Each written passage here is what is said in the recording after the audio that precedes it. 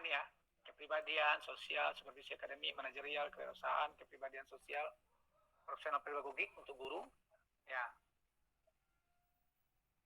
ini sudah, saya pikir sudah kita lanjutkan saja, skip.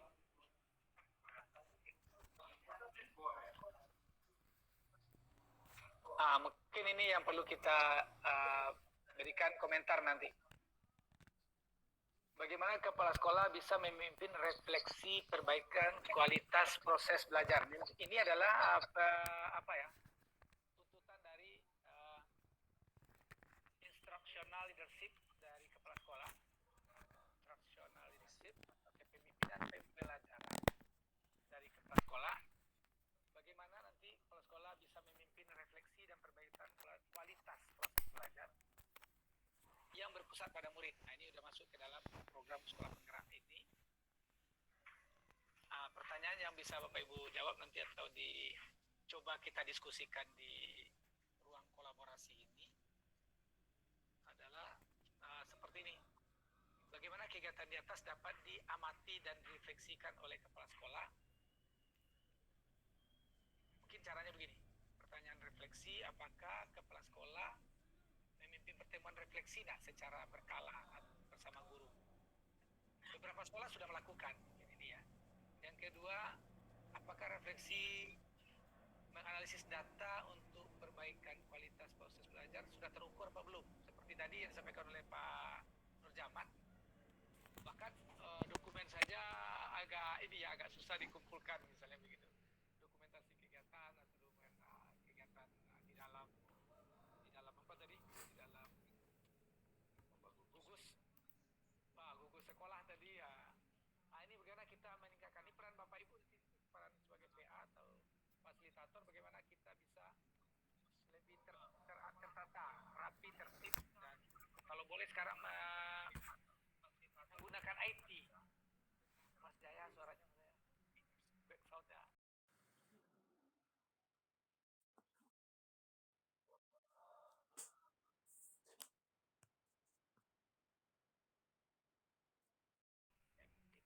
Ya, suaranya ada back sound. Oke ya. Oke Mas Jaya.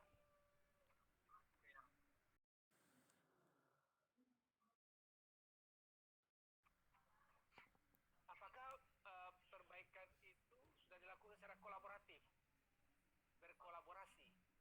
Kalau dipikir sendiri-sendiri saja, kepala sekolah nanti berdiskusi dengan siapa? Hari ini mungkin ada fasilitator mendampingi nanti ya. Tentu sekolah dampingan tidak semuanya. Hanya 10, ada 5, atau ada 3, ada 4. Ini kira-kira pertanyaannya nanti yang mau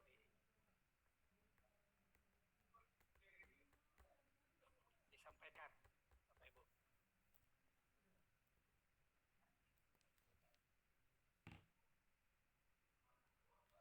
Itu contoh-contoh yang ada di Perdijen nanti, Perdijen GTK 6565.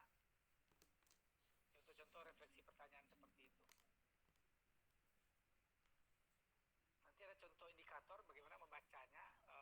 Bapak Ibu sudah mendownload Perdijen 6565 tentunya ya dari kegiatan asinkron kemarin. Ya.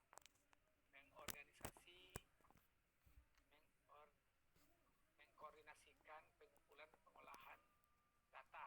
Itu yang penting, mengevaluasi lagi, mengkoordinasikan evaluasi, kemudian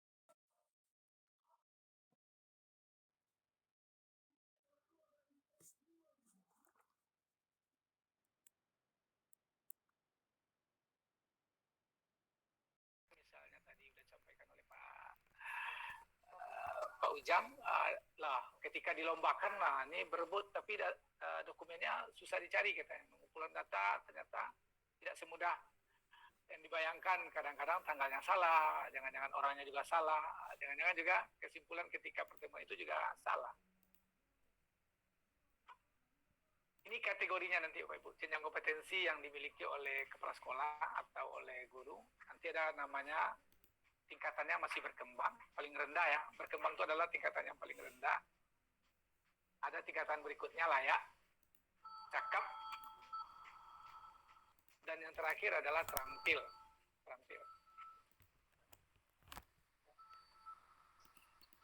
yang terampil yang terakhir. Bapak Ibu, ada kategori, ada item penilaian di sini, memimpin pertemuan refleksi untuk berkembang, kemudian ada layak, dia berusaha melakukan analisis data, kemudian kalau cakap ada inisiatif kolaboratif, dan kalau terampil baru ada mengembangkan mekanisme refleksi tadi secara berkala, ya, yang melibatkan semua guru di sekolahnya. Ya. Kira-kira seperti itu Bapak Ibu dalam penilaian kompetensi apakah seorang kepala sekolah itu atau guru itu sudah mulai dikategorikan. Jadi ada penilaian nanti kita coba latihan di dalam lembar kerja. Pak Prof, ini contoh kasus Bapak Ibu. Ya, silakan. Pak Prof, ada pertanyaan. Terkait mengenai yang tadi ada kategori berkembang, kemudian layak, terampil gitu ya Pak Prof dan Mahir. Apakah nanti di lapangan nanti refleksi yang dilakukan kepala sekolah ini ada bukti fisiknya, maksudnya membuktikan bahwa kepala sekolah tersebut sudah mencapai tahap yang mana, maksudnya kategori yang mana seperti itu Prof? Kayak bukti fisiknya refleksi kepala sekolah yang sudah dilakukan. Apa bagaimana, Prof?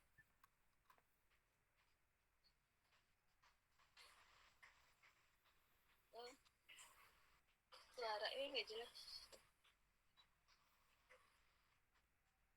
Baik, Fitri, terima kasih tanggapannya. Dalam tahapan ini kita akan coba belajar membaca perdijan. Nanti ada di lampiran perdijan tadi, perdijan 6565. Di lampiran akhir nanti ada jenjang kompetensi yang dimiliki oleh kepala sekolah dan guru ya. Apakah beliau itu sudah berkembang, layak, cakap, dan terampil. Nanti dicontohkan, dalam latihannya kita contohkan. Kalau contohnya seperti ini, apa kira-kira kategori penilaian kita? Kalau contohnya seperti ini, kegiatan kepala sekolah selama latihan ini yang kita buat di dalam ruang kolaborasi ini. Ini yang akan kita coba menilai di ruang kolaborasi. Panduan kita tetap kepada perdijan nanti di bagian lampiran. Coba dibaca nanti di bagian lampiran perdijan 6565/2020 ini. Apakah ada contoh ini lampiran yang perlu dinilai gitu ya Fitri ya? Ya, kalau dilihat dari hanya contoh soal, kita melihat dari contoh soal nanti. Tapi kalau kita melihat real di lapangan ketika kita dampingi, tentu itu kita sesuaikan kondisinya. Ketika beliau mengatakan kepala sekolah, oh ya, saya sudah coba berdiskusi dengan atau sudah merefleksikan diri ini dengan guru-guru di sekolah ini setiap minggu 2 kali. Boleh lihat apanya Pak? Boleh lihat agenda kegiatannya apa saja atau apa hasil dari refleksi itu yang sudah dicatat untuk akan diperbaiki di next pertemuan lagi, pertemuan guru. Itu salah satu contohnya. Terkadang ya. Untuk di sekolah, terkadang untuk di sekolah sendiri secara administrasi ya itu tidak tercatat Prof. Jadi kita tuh mungkin tidak tahu secara fisik. Mungkin mereka bilang pernah melakukan refleksi gitu kan.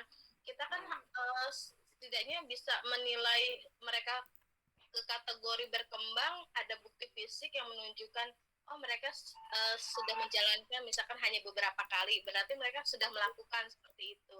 Tapi ketika tidak ada bukti fisik secara administrasi tertuliskan bahwa mereka melakukan refleksi, itu yang menjadi sulit, Prof.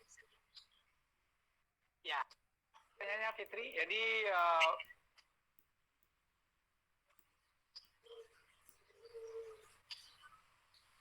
hilang suaranya. Prof, hilang suaranya Prof. Oke, udah. Jadi kalau tidak ada bukti, ada suaranya terdengar Fitri? Ya, dengar. Okay.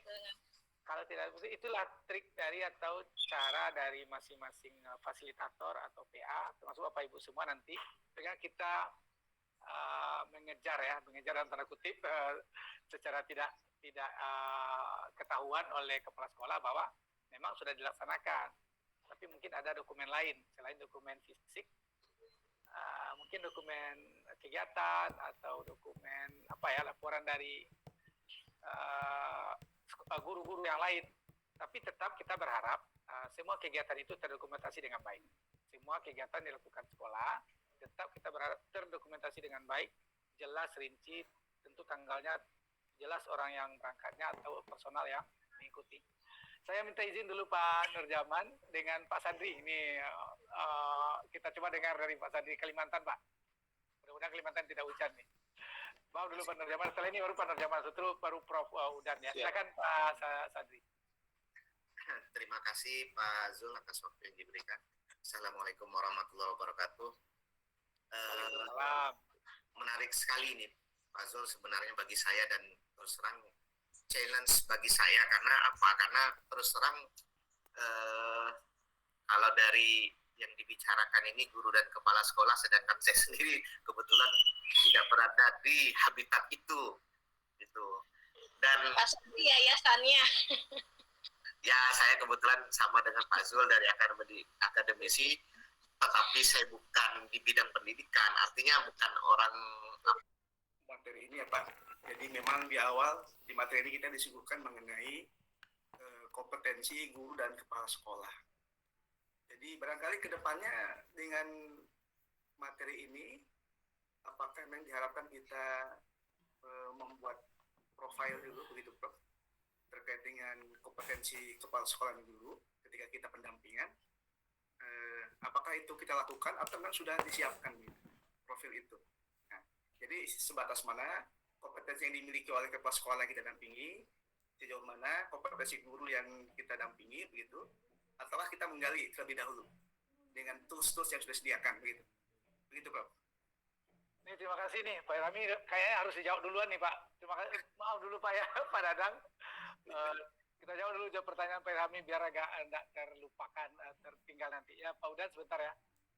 Memang begitu ya. Jadi sebenarnya kan kita sudah tahu Bapak Kepala Sekolah dan Mbak Guru sudah memiliki kompetensi yang lama, 4 kompetensi tadi, sosial, profesional, pedagogi, dan kompetensi profesional, pedagogik, sosial, dan apa lagi satu Pak? Kepribadian. Nah, bagaimana ini bersinergi ke semuanya. Tapi dengan perdirjen yang baru, nanti Bapak Ibu sebagai PA, pelatih ahli, dan fasilitator akan memberikan pendampingan. Oke, misalnya itu dalam pertemuan apa itu kita sampaikan nanti PKP, pengembangan komunitas pembelajaran atau di sekolah. Itu sudah ada panduannya Pak Rami. Sudah ada moderasi namanya ya. Moderasi panduan kita sebagai kita pedoman yang sudah disiapkan oleh Dirjen GTK. Kita tinggal mengikuti, terus kita menggali pemahaman dari peserta, kemudian kita samakan persepsinya lagi dengan diskusi tadi, itu luring biasanya, atau kalau daring pun juga seperti itu. Kita berikan materi sebelum kita melakukan acaranya, kemudian nanti kita diskusikan besok harinya dengan setelah peserta membaca apa itu materinya, tapi bukan moderasinya. Moderasinya kita yang punya. Kalau moderasinya tidak kita serahkan ke peserta, tapi materi saja. Kita serahkan ke peserta materi 1, 2, 3, 4. Kemudian kalau ada latihan 1, 2, 3, nanti disitulah kita berdiskusi. Jadi aman tuh Pak Irami, mudah-mudahan ini bisa berjalan dengan sebaik-baiknya. Itu dulu ya sementara. Ya, terima kasih Rob. Oke, terima kasih. Mungkin langsung Pak Dadang ya setelah Pak Cecep tadi. Pak Dadang, silakan Pak Dadang. 2 menit, 3 menit, paling lama. 3 menit. Terima kasih, Prof. Yes. Saya memang dari LPMP tugasnya yang dikatakan oleh Pak Nurjaman tadi ya. Dari LPMP ini mengawal setiap satuan pendidikan. Jadi tahu persis apa yang dilakukan oleh satuan pendidikan. Dulu ada yang namanya evaluasi diri sekolah, kemudian ada pemetaan mutu pendidikan ya. Jadi semuanya diawali dari bagaimana sekolah itu menginput data dulu terkait dengan kondisi sekolah berdasarkan 8 standar nasional pendidikan. Nah, dari situ kemudian hasilnya dianalisis. Setelah dianalisis nanti ada rekomendasi dari seluruh satuan pendidikan. Jadi di waktu tahun sebelum 2022 ini ada yang namanya pemetaan mutu pendidikan dan ada raport mutunya dari setiap satuan pendidikan. Artinya di bagian perencanaan setiap satuan pendidikan sudah dioptimalkan oleh pemerintah melalui kegiatan pemetaan mutu pendidikan, sehingga mereka punya data yang sekarang mungkin perencanaan berbasis data ya di sekolah penggerak ini. Dari situlah nanti diketahui di mana peta kekuatan sekolah dan peta kelemahan sekolah. Nah, yang menjadi kelemahan sekolah itulah yang nanti akan direncanakan kegiatan tindak lanjutnya melalui RKS yang terdiri dari RKJM dan RKT. Setelah tersusun rencana berdasarkan pemetaan tadi, maka dilaksanakan. Nah, pada saat pelaksanaan inilah yang kata Pak Nurjaman tadi banyak kedodoran ya untuk program perbaikannya. Kalau saya lihat yang hasil pemetaan di 2019 itu masih rendah di standar sarana prasarana ya. Kemudian di standar PTK, pendidik dan tenaga pendidikan. Masih banyak yang rendah. Apalagi di proses pembelajaran. Walaupun nilainya sudah mencapai SMP 6,67 ke atas, tapi kenyataan di lapangan masih saja banyak sekolah yang standar proses itu tidak dilaksanakan dengan baik. Mulai dari perencanaan pembelajarannya, pelaksanaannya, sampai ke penilaiannya masih sangat kurang. Ya, jadi di pelaksanaan perbaikan ini sudah mulai agak kedodoran ya. Apalagi kalau dikaitkan dengan bagaimana refleksi dari kepala sekolah terkait dengan proses pembelajaran oleh guru terhadap peserta didiknya. Nah, ini berbicaranya mungkin di salah satu standar yang berkaitan dengan standar proses atau standar penilaian terkait dengan fokus lagi ke supervisi akademik yang tadi Pak siapa yang menyampaikan tadi ya? Pak Sadri dengan Pak Ilhami nanya tadi. Ya, Pak Sadri. Nah, di supervisi ini Pak, kan kemampuan kepala sekolah harus mampu merencanakan supervisi, kemudian melaksanakan supervisi dan melakukan tindak lanjut. Jadi tiga hal itu yang harus dikuasai oleh kepala sekolah. Pada saat merencanakan, oke lah, hampir seluruh sekolah yang menjadi tanggung jawab dari setiap kabupaten kota yang dibimbing oleh pengawas kami bina dari LPMP itu sudah melaksanakan, menyusun rencana. Pada saat pelaksanaan, nah ini mulai bolong-bolong. Ada yang terlaksana ke seluruh guru, ada yang hanya baru beberapa guru saja. Terus yang terakhir tindak lanjut. Nah, yang tindak lanjut ini tambah repot lagi. Banyak kepala sekolah tidak memahami bagaimana melanjuti kekurangan-kekurangan pada kegiatan yang dilaksanakan oleh guru, terutama di proses pembelajarannya. Kalau perencanaan penyusunan RPP masih bisa disampaikan atau ditindaklanjuti. Nah, waktu pelaksanaan pembelajaran yang menggunakan pembelajaran dengan model discovery, problem based learning itu belum tuntas. Sekarang di sekolah penggerak sudah mulai lagi naik ke project based learning. Nah, ini tambah beban lagi kelihatannya bagi setiap sekolah. Sekarang ini kelihatannya sudah tinggi lagi karena sudah ke project based learning. Nah, itu jadi beban, terutama yang ditindaklanjut. Mungkin dari gambaran itu kita semua juga tahu bahwa kemampuan kepala sekolah dikaitkan dengan refleksi tadi yang berkaitan dengan pembelajaran oleh guru terhadap muridnya, terhadap siswanya, itu perlu perhatian khusus. Demikian Prof dan teman-teman, terima kasih. Terima kasih Pak Dadang. Wah, ini mencerahkan sekali nih Pak Sadri, betul seperti itu tuh. Memang seperti itu benar.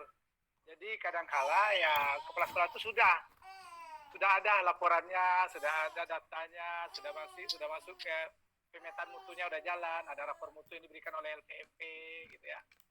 Ketika udah mulai tahap berikutnya, gimana? Tahap berikutnya, inilah diharapkan nanti Bapak Ibu semuanya sebagai pelatih ahli atau fasilitator ini membantu beliau mendampingi, mengarahkan dengan panduan yang sudah ada diberikan oleh Ditjen GTK. Itulah kira-kira tugas kita, mengarahkan beliau. Tentu cara pemahaman dengan kita yang sudah melakukan BIMTEK tentu lebih bisa memberi hal-hal yang lebih baik untuk hasil peningkatan mutu, peningkatan kompetensi baik kepala sekolah maupun guru. Saya kira itu sebagai tambahan dari Pak Dadang. Terima kasih banyak Pak Dadang, ini sangat komplit ya dari orang LPMP betul nih, dari Pak Nurjaman juga LPMP ya. Silakan Prof, sekarang Prof Udan kesempatan. Ya, terima kasih Pak Jul. Saya pada dasarnya sama dengan Pak Sadri, galau Pak.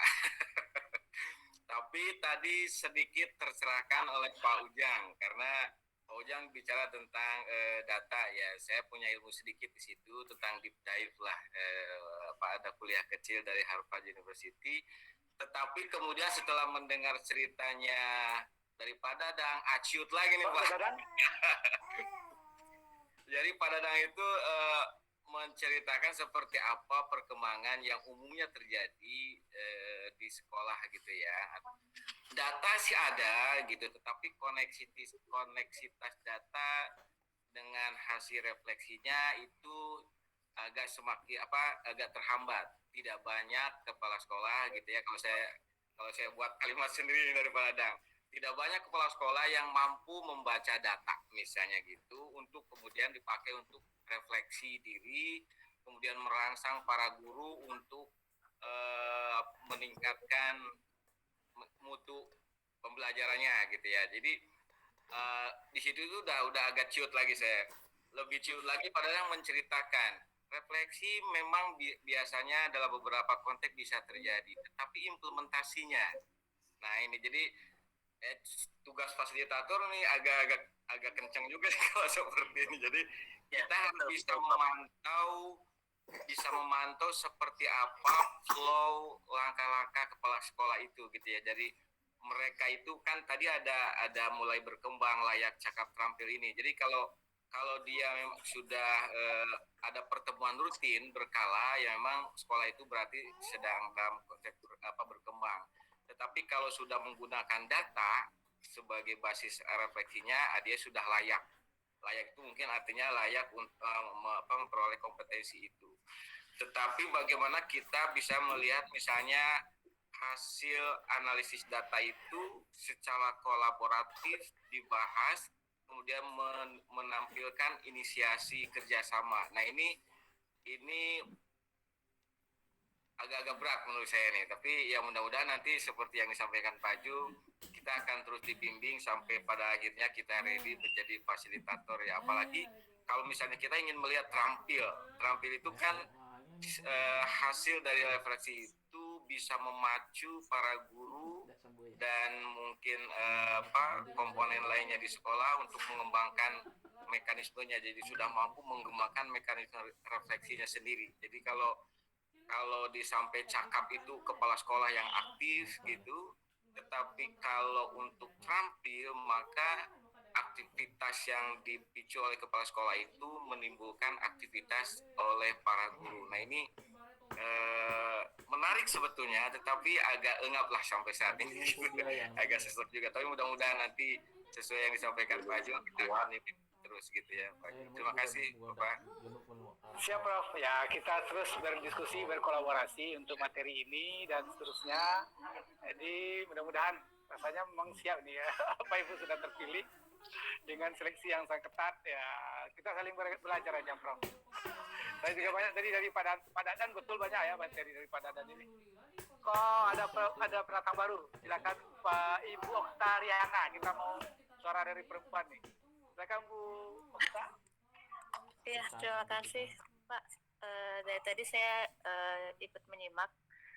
Saya ingin sharing aja ya sebagai orang LPMP juga. Tadi kebetulan dipancing oleh Pak Dadang begitu.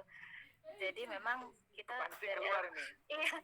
kemarin dari LPMP sudah lama itu punya program evaluasi diri sekolah. Bahkan sampailah pemerintahnya pun juga bisa menyusun MPSD ya.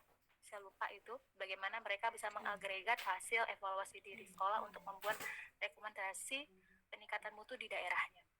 Nah, dari evaluasi kita pindah menjadi rapot mutu PMP begitu.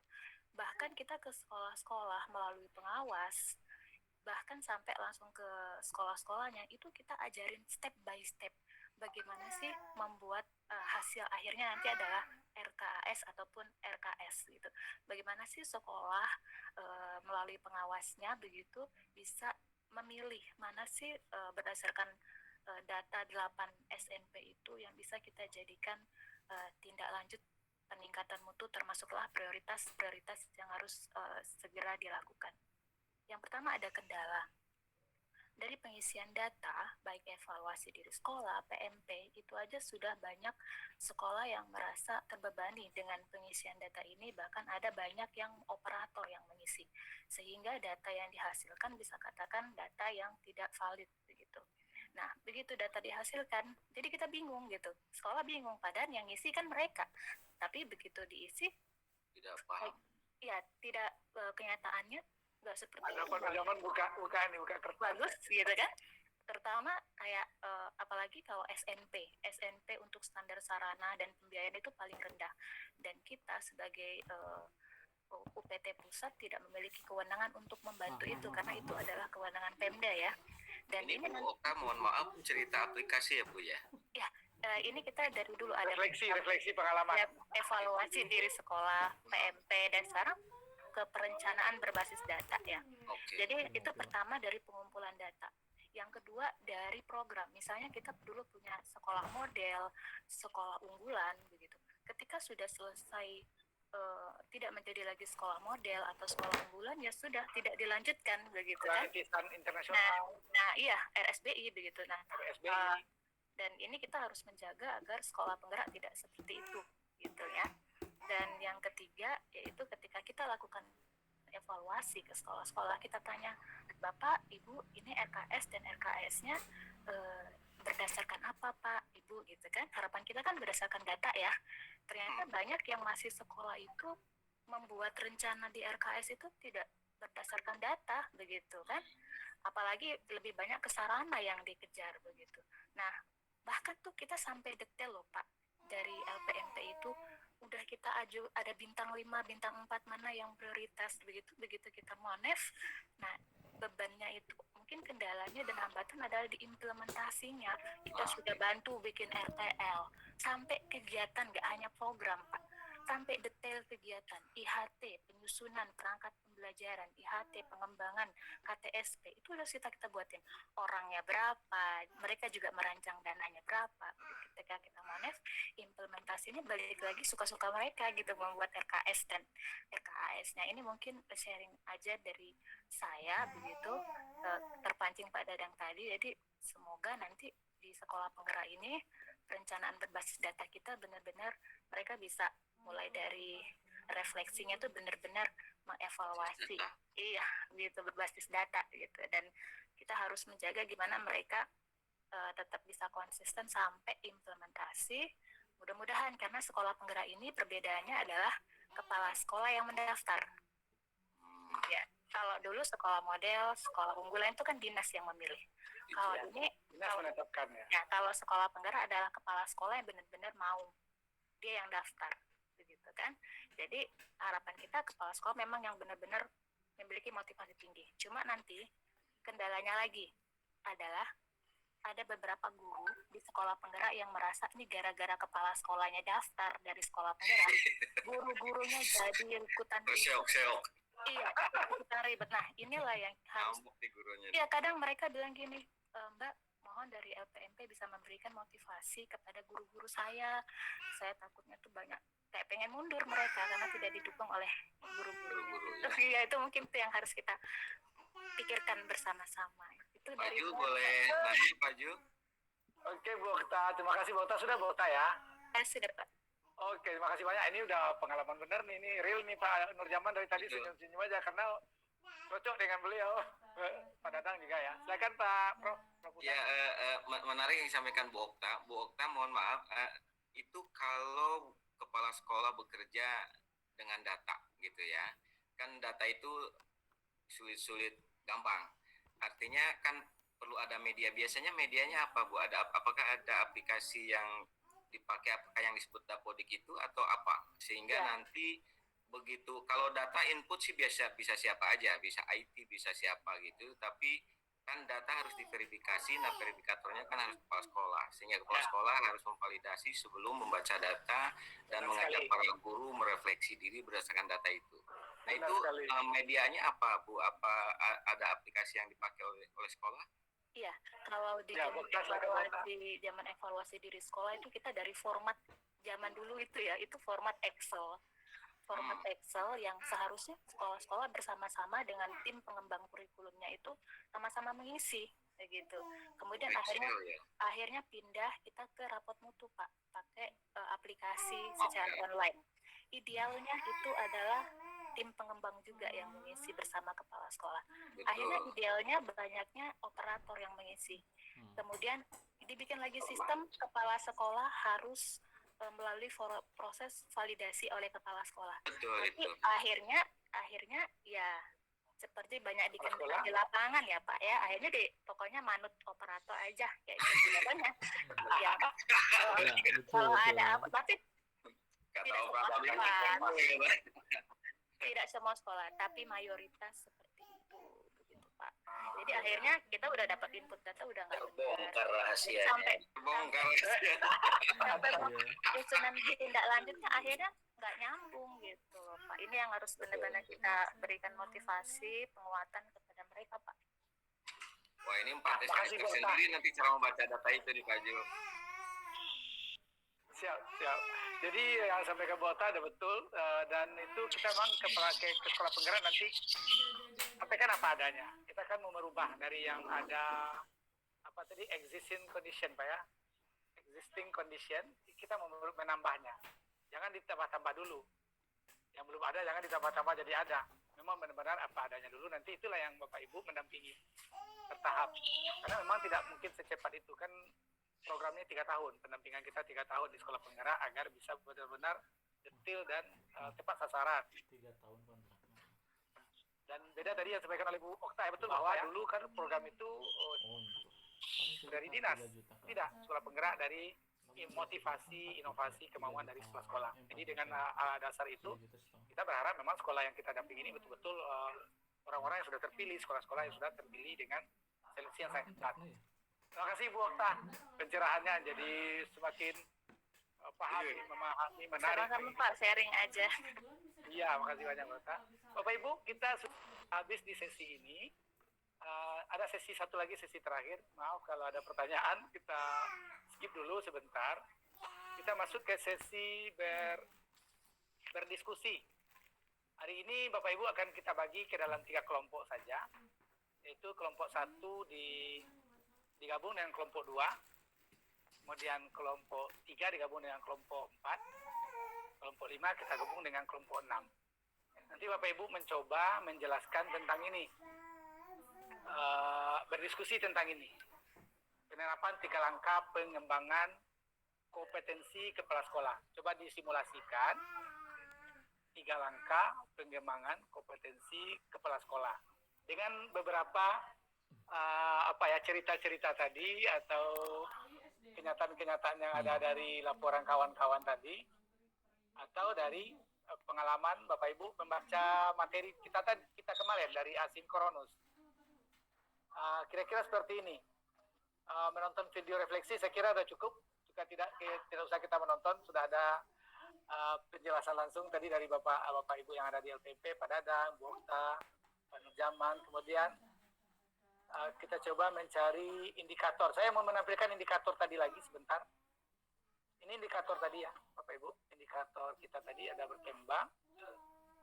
berkembang paling rendah, layak. Ada yang kata yang ditebalkan. Kata yang ditebalkan itu adalah kata kuncinya. Ada cakap. Kata yang ditebalkan ada inisiatif kolaboratif. Jadi semua sekolah penggerak nanti harus berkolaborasi. Maju bersama hebat semua, itu kuncinya. Maju bersama hebat semua. Kemudian baru terampil. Kalau terampil sudah mengembangkan mekanismenya refleksi secara berkala. Sudah teratur. Tidak perlu lagi pendampingan hanya sedikit. Tapi ketika berkembang, pendampingannya mungkin lebih intens oleh fasilitator atau oleh PA. Layak juga perlu kita dampingi lebih banyak lagi, atau kita bimbing, kita arahkan, kita coba memberikan data-data, memberikan program-program dan lain-lain. Cakap juga begitu, tapi sudah mulai bisa berjalan sendiri kira-kira gitu Pak Ibu ya. Dan ketika beliau-beliau itu sudah terampil, itu sudah orang yang sudah semakin bagus sebagai memimpin sekolah, sebagai kepala sekolah. Kira-kira itu yang cara membaca jenjang kompetensi masing-masing kepala sekolah dan apakah guru. Tapi mungkin kita arahkan ke kepala sekolah karena kepemimpinan ada di kepala sekolah tadi ya, leadership, instructional leadership. Bapak Ibu, kita lanjutkan tadi yang tugas tadi lagi. Karena tadi kita berbagi kelompok. Ini simulasinya, mungkin kita pakai simulasi 3 langkah. Ini langkah kedua, ini langkah pertama, langkah kedua, dan langkah ketiga. Mungkin kita catat aja kata-kata kuncinya, Bapak Ibu. Yang pertama adalah refleksi dari kepala sekolah. Kira-kira indikator yang teridentifikasi itu masih berkembang, layak, atau sudah apa tadi ya? Apakah sudah terampil, berkembang, layak, cakap, ataukah sudah terampil? Tampil atau mahir. Atau mahir ya, mahir atau terampil. Ini mungkin ada di LK1, mungkin saya bagikan nanti Bapak Ibu di grup lembar formulir 1 ya. Ini ada formulir 1, coba kita lihat indikator atau refleksi guru dan kepala sekolah. Ini kita contohkan saja, yang coba-coba kita dampingi nanti, tapi Bapak Ibu belum turun. Ini kita coba saja. Tapi ini tidak ada di dalam ini ya, di dalam video. Nanti dalam diskusi saja Bapak Ibu lakukan. Kemudian ada formulir 2. Langkah apa yang dilakukan nanti dalam pengembangan kompetensi ini? Apa langkah dari PA atau fasilitator untuk mengaktifkan kegiatan pengembangan kompetensi? Ada 2 formulir yang bisa didiskusikan dalam kita mendiskusikan kelompok tadi. 2 formulir yang ini. Setelah itu nanti Bapak Ibu baru kita diskusi. Waktunya di ruang kolaborasi Bapak Ibu boleh ya, silakan istirahat dulu kalau ada yang mau ke toilet.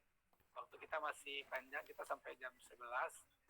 Untuk waktu ini disediakan 25 menit. 25 menit, sekarang waktu kita 10.15. Kita kembali 10.40. Bapak Ibu, sebelum kita berbahas, sebelum kita kembali ke ini, ke ruang kelompok, 1 gabung dengan 2, 3 dengan 4, kemudian 5 dengan 6, ada 3 kelompok saja untuk berdiskusi. Masuk ke board, kita ada pertanyaan dulu.